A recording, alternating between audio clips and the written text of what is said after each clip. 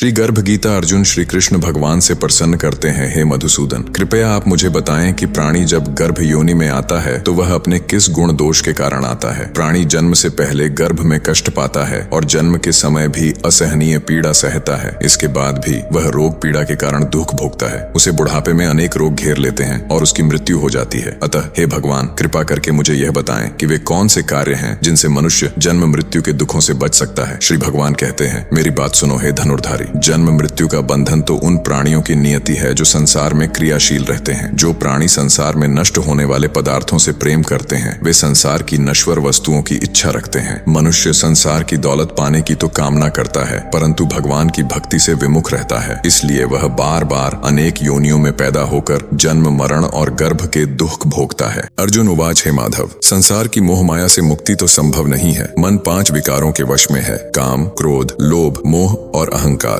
यह मन मस्त हाथी की तरह है। माया मन को हर लेती है। इन 5 विकारों में अहंकार सबसे प्रबल है। यह प्राणी को नरक में ले जाता है। हे जनार्दन, इस मद मस्त हाथी को कैसे वश में किया जाए, अर्थात मनुष्य को कौन से प्रयास करने चाहिए जिससे मन को भक्ति में लगाया जा सके। श्री कृष्ण उवाच, हे अर्जुन, जिस प्रकार मस्त हाथी को वश में करने के लिए महावत अंकुश का प्रयोग करता है, उसी प्रकार मन को काबू में करने के लिए ज्ञान रूपी अंकुश का प्रयोग आवश्यक है। भक्ति और ज्ञान अभ्यास करने पर ही प्राप्त होते हैं। अहंकार करने से जीवन नरक बन जाता है। अर्जुन उवाच, हे जनार्दन, कुछ प्राणी तो आपकी भक्ति करने के लिए वन जंगलों में जाकर रमते हैं और कुछ सांसारिक मोह माया छोड़कर जगह जगह भटकते फिरते हैं। अतः हे प्रभु, इस बारे में कैसे पता चले कि आपकी भक्ति किस प्रकार मिल सकती है। श्री भगवान उवाच, हे अर्जुन, जो प्राणी मुझे खोजने के लिए जंगलों में फिरते हैं वे सन्यासी व वैरागी कहलाते हैं। वे सिर पर जटा बांधते हैं तथा भस्म लगाते हैं, लेकिन फिर भी वे मेरे दर्शन नहीं कर पाते क्योंकि उनमें भक्ति और प्रेम नहीं होता। वे अहंकार में डूबे होते हैं। तपस्या या वैराग्य का अहंकार मेरी भक्ति पाने में बाधा डालता है। वे शुद्ध मन से भक्ति करने वाले सतत अभ्यासी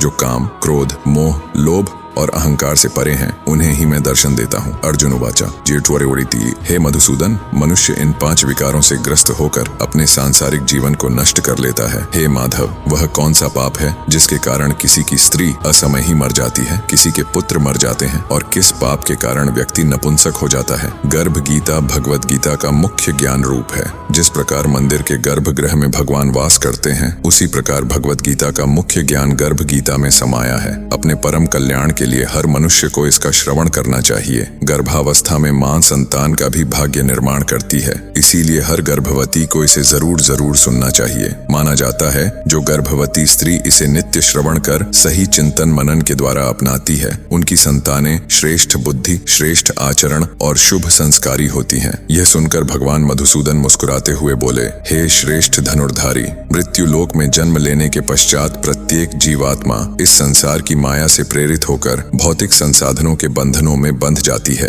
वह अपना मुख्य उद्देश्य जो कि मात्र ईश्वर की प्राप्ति है, उसे भूलकर परिवार, पुत्र पुत्रियों, सगे संबंधियों आदि के मोह में फंसकर ही रह जाती है। मृत्यु पर्यंत तक इन सभी में फंसे होने के बाद जब जीव का अंतिम समय आता है तो वह अपनी अधूरी इच्छाओं के बारे में ही सोचते हुए प्राण त्याग देता है। ऐसा इस कारण होता है कि मानव जाति कभी संतुष्ट नहीं होती, उसे सदैव कुछ और की ही चाहत बनी रहती है। यही कारण है कि मनुष्य बार बार जन्म लेता है तथा मरता रहता है और यह चक्र निरंतर चलता ही रहता है। अर्जुन पूछते हैं, क्या कारण है कि किसी की पत्नी की मृत्यु अल्पायु में ही मर जाती है तथा पिता के रहते पुत्र की मृत्यु हो जाती है। श्री कृष्ण बताते हैं, जो व्यक्ति कर्ज लेकर उसे नहीं चुकाता उसके दंड स्वरूप उसकी पत्नी की मृत्यु हो जाती है तथा जो किसी व्यक्ति की अमानत लेकर उसे नहीं लौटाता उसके बच्चे मर जाते हैं। यह भयंकर पाप है। तब अर्जुन पूछते हैं, मनुष्य किस कारण से आजीवन रोगी रहता है तथा किस प्रकार पशु योनि को प्राप्त करता है। भगवान कहते हैं, पार्थ, जो मनुष्य कन्याओं तथा महिलाओं को बेचने का व्यापार करता है वह भयंकर रोगों से पीड़ित रहता है तथा जो अभद्र पदार्थों का सेवन करता है,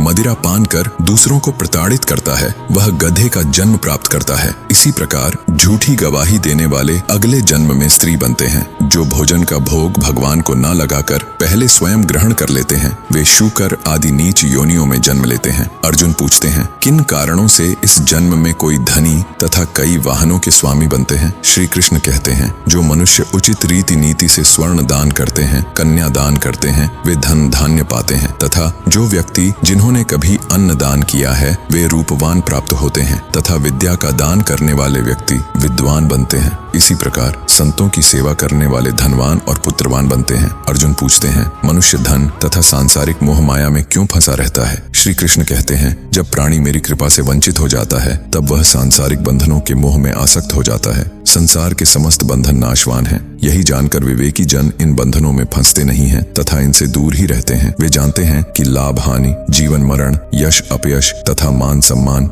सभी कुछ ईश्वर के अधीन है। संसार में घटने वाली प्रत्येक घटना परमात्मा की इच्छा से होती है। यही कारण है कि विवेकी जन सुख दुख चाहे किसी भी परिस्थिति में हो समान भाव से रहते हैं। जो मनुष्य इन सांसारिक बंधनों से दूर रहकर धार्मिक स्थलों में जाकर प्रेम तथा भक्ति भाव से मेरा दर्शन करते हैं उनका नाश नहीं होता। श्री कृष्ण अर्जुन को आगे समझाते हुए कहते हैं, ऐसा ब्रह्मचारी तथा संयमी पुरुष जो सदैव ईश्वर की भक्ति तथा परोपकार में लगा हो उसे ही अपना गुरु बनाना चाहिए। गुरु के माध्यम से ही ईश्वर की प्राप्ति हो सकती है, अन्यथा नहीं। गुरु का निरादर करने वाला मनुष्य कभी भी ईश्वर की प्राप्ति नहीं कर सकता तथा आजीवन मृत्यु लोक में ही भटकता रहता है। ऐसे व्यक्ति का तो मुख भी नहीं देखना चाहिए। समस्त संसार के गुरु जगन्नाथ हैं, विद्या का गुरु काशी है तथा ब्राह्मण का गुरु सन्यासी है। सन्यासी उसे कहते हैं जो कि सभी कुछ त्याग कर मुझ में रम गया हो तथा अपना सर्वस्व ही मुझे समर्पित कर दिया हो। गुरु से विमुख व्यक्ति का तो भजन भी अपवित्र हो जाता है, उसके सभी कर्म निष्फल हो जाते हैं। गुरु की सेवा करने वाले को सैकड़ों अश्वमेध यज्ञों के फल की प्राप्ति होती है। अर्जुन, जो भी इस गर्भ गीता में अंकित हम दोनों के संवाद को सुनता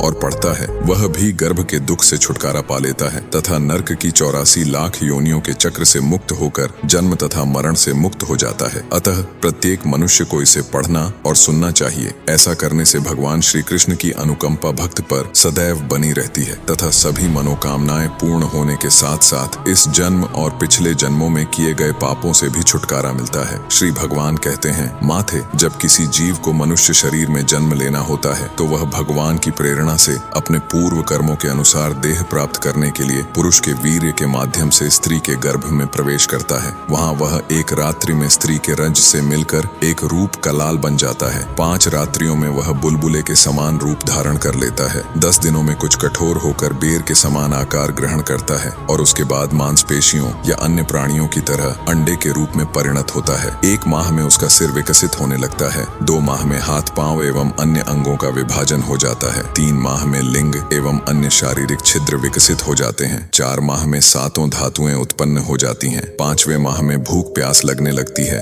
और 6ठे माह में झिल्ली से लिपटकर वह दाहिनी कोख में घूमने लगता है। इस समय माता के द्वारा ग्रहण किए गए अन्न जल से उसकी धातुएं पुष्ट होने लगती हैं और वह कृमि आदि जीवों के उत्पत्ति स्थान मलमूत्र के गड्ढे में पड़ा रहता है। अगर आप चैनल पर नए हैं तो चैनल को सब्सक्राइब करें। जी श्री कृष्ण AUM नामो शिव।